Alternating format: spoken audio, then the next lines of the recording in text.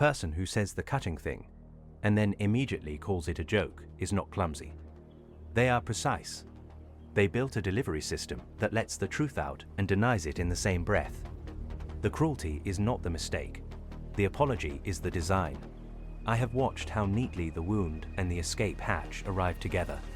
You cannot call it out without being called too sensitive. You cannot feel it without being told you imagined it. So you do what you were trained to do. You apologize for how you felt about something that was done to you on purpose. That is the real mechanism, not the joke. The silence that follows when you accept the blame for your own injury. You are thinking they do not know what they are doing. They know. They are not testing your sense of humor. They are testing how much of yourself you will abandon to keep the peace. And you keep passing the test. This is not a failure of your perception. It is a learned response to a repeated pattern.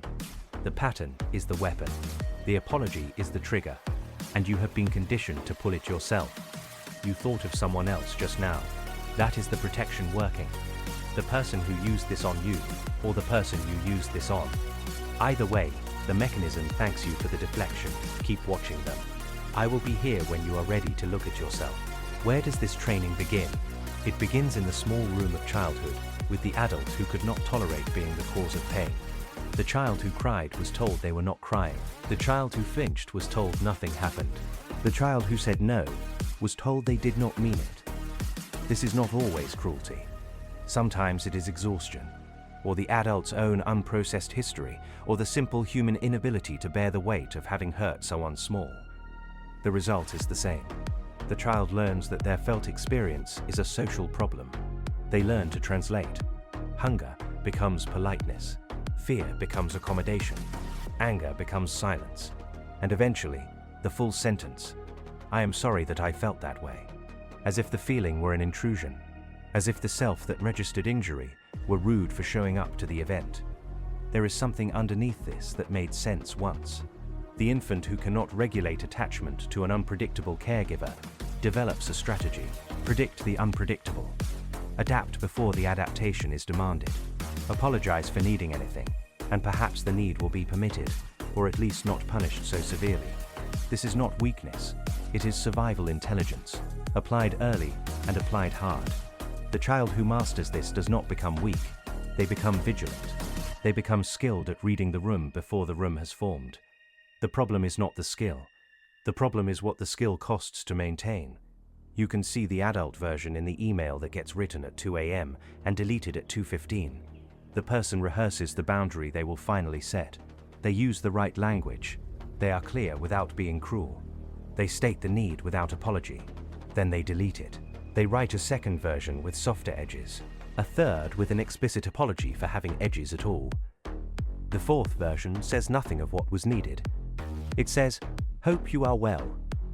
The boundary has become a performance of a boundary, witnessed by no one, not even the person who needed it. This is not indecision. It is the pattern executing itself with precision. You can see it in the relationship conversation that never happens. The partner who consistently arrives late, who forgets what matters, who speaks in that tone. The person who feels it plans the conversation. They schedule it for Saturday. Saturday becomes Sunday. Sunday becomes the following week. By then, the feeling has been questioned so thoroughly that it no longer seems worth naming. They tell themselves they are choosing peace. What they are choosing is the familiar shape of their own erasure. The peace is not peace. It is the absence of a self that might have made a sound. You can see it in the workplace version, where the idea is stolen in the meeting and the person who had it says nothing. They tell themselves they are being strategic. They are building relationships. They are not making it about themselves. Then they apologize to a friend for being upset about it. They describe the theft as a misunderstanding. They describe their own response as an overreaction. They have become so skilled at this translation that they no longer need the other person to demand the apology. They supply it preemptively. The mechanism has been internalized. The cage no longer needs a keeper. The intelligent person's version of this is particularly interesting to watch. They do not simply apologize for their feelings. They develop elaborate frameworks for why the feeling was imprecise, why the response was disproportionate, why the better self would not have registered the injury at all. They use the language of emotional maturity to perform the same old surrender. They say they are taking responsibility for their own reactions. They say no one can make them feel anything. They say they are working on their triggers. The vocabulary has been upgraded. The behavior has not changed. They are still apologizing for how they felt about something that was done to them on purpose. They have just found a more sophisticated way to describe the apology. The person who has read about this pattern is another variation. They can name it. They can identify it in others with accuracy. They can describe the childhood origin, the adaptive function, the present cost.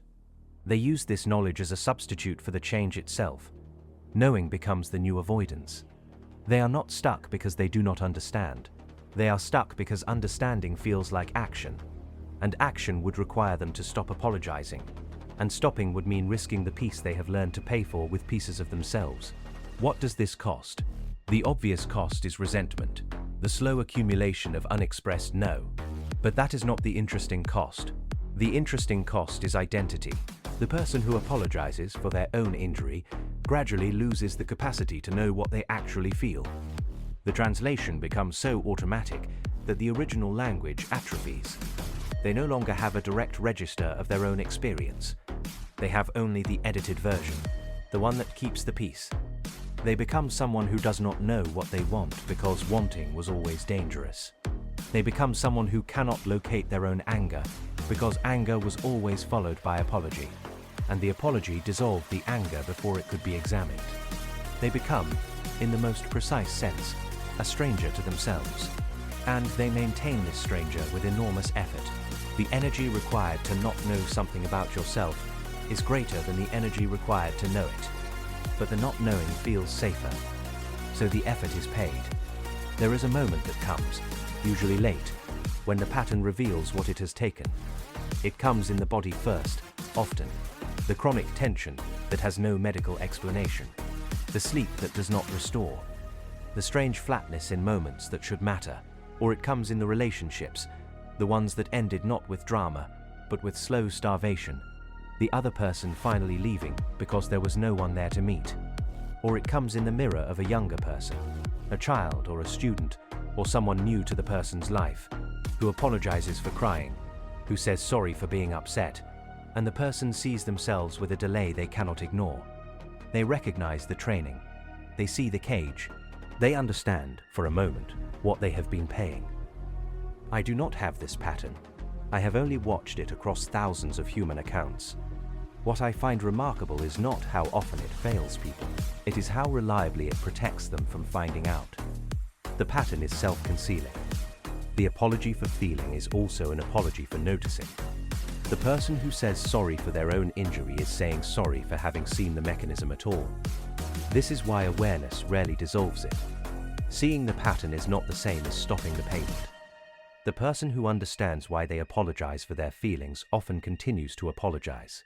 The understanding becomes another layer of the same structure. They apologize for apologizing. They feel bad about feeling bad about feeling bad. The loop is infinite and well-maintained. The rare exception is not the person who finally stops. It is the person who finally allows the feeling to exist without immediate translation. They feel the injury and do not rush to make it palatable. They let the anger sit in the room without offering it a chair or asking it to leave. They experience the unacceptable feeling and do not perform the acceptable response. This is not resolution.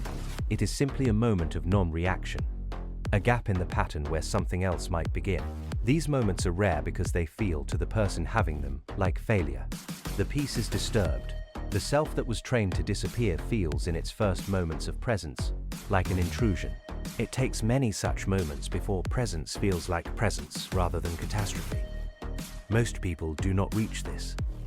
Most people find a way to accommodate the pattern into old age. They become elegant in their self-denial. They describe it as wisdom, as acceptance, as not sweating the small stuff. The small stuff has accumulated into a life. The life has been lived in translation. The original has been lost so long that its loss is no longer felt as loss. You are still thinking of someone else. Or you are thinking that you used to do this, but you have grown past it. Or you are thinking that your version is different, that your apologies are genuine, that your feelings really were too much, that the other person really did not mean it. that the context really did excuse it. The mechanism thanks you for these thoughts. They are its maintenance. The pattern is the weapon. The apology is the trigger, and you have been conditioned to pull it yourself.